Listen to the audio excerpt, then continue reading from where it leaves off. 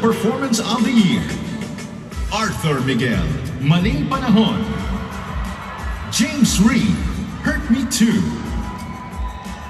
SB19, Eli. Tot Tapi, Celeste. Zephany, Aking Hiling.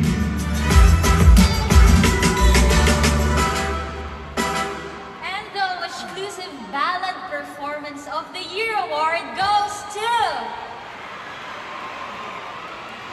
no other than SB19.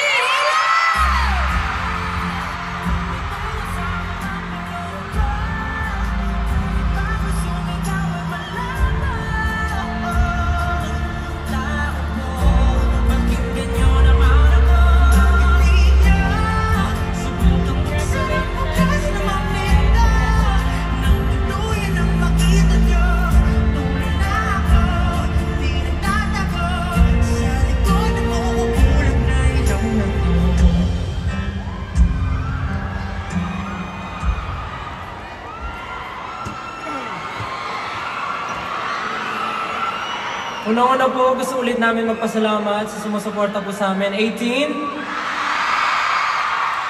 Lagi namin sinasabi na kung wala ang 18, walang SB19. Maraming salamat. At sa lahat po ng naniniwala sa grupo namin, mula noon hanggang ngayon, maraming salamat. Wish, simula noon pa lang naniwala na kayo at hanggang ngayon, nandyan po kayo para sa amin. Maraming salamat. Ang award po na ito ay nagpapatunay lamang na marami pa rin pong nagtitiwala sa grupo namin at gagawin pa po namin ang lahat ng aming makakaya para mag-share at parinig pa po ang boses namin. Maraming salamat. Sony Music Philippines, maraming salamat po. Onesie Entertainment, lahat po ng bumubuo at nakatrabaho po namin sa aming EP. Maraming salamat. Kayo pong nagsilbing ilaw sa amin, sana maging silbing ilaw rin po kayo sa iba. Maraming salamat po. Mabuhay ang musikang Pilipino.